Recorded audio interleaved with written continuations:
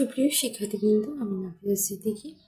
আজকে আমি আপনাদের সাথে নহে আশরাফ, যার আছে শুধু বংশের পরিচয়, সেই আশরাফ জীবন যাহার পূর্ণ কর্মময়, এই ভাব সম্প্রসারণটি আলোচনা করব।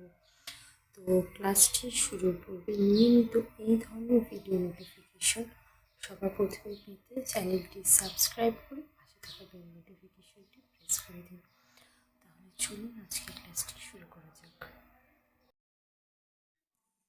নহে আশরাফ, যার আছে শুধু বংশের পরিচয়, সেই আশরাফ জীবন যাহার পূর্ণ কর্মময়।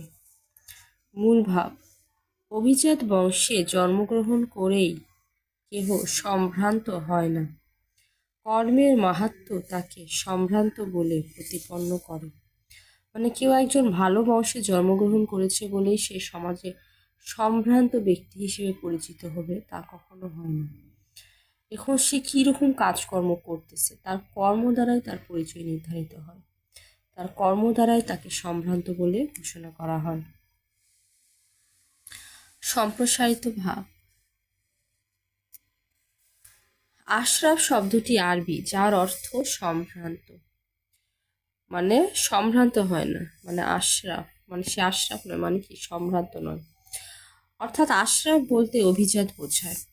পৃথিবীর ইতিহাস পর্যালোচনা করলে দেখা যায় যে সাধারণ বা নিচু শ্রেণীর বংশে জন্মগ্রহণ করেও অনেকে নিজের মহৎ গুণাবলী ও সুকর্মের দ্বারা পৃথিবীতে গৌরবান্বিত হয়ে প্রতিষ্ঠা লাভ করেছেন। সে ভালো বংশে জন্মগ্রহণ করেনি, তবুও সে কি তার গুণাবলীর দ্বারাই সে তার প্রতিষ্ঠা লাভ করেছেন। আবার বিপরীতভাবে দেখা যায় যে বিখ্যাত অভিজাত বংশে জন্ম লাভ করেও অনেকে নিজের হীন কর্মের ফলে সমাজের নিম্ন স্তরে নেমে গিয়েছে ও সকলের চোখে হেয় প্রতিপন্ন হয়েছে। তাই মানুষের আভিজাত্য তার বংশ পরিচয়ের মধ্যে নিহিত থাকে না, থাকে তার কার্যকলাপের মধ্যে। মানে তার বংশ পরিচয়ের মধ্যে তার আভিজাত্য নিহিত থাকে না। কোথায় নিহিত থাকে? তার কার্যকলাপের মধ্যে নিহিত থাকে।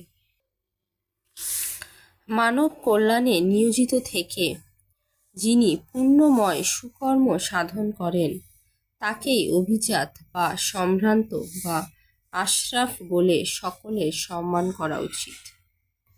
এই ছিল আমার আজকের ভাব সম্প্রসারণ। এতক্ষণে যদি একটু উপকার করে থাকি তাহলে অবশ্যই চ্যানেলটি সাবস্ক্রাইব করবেন।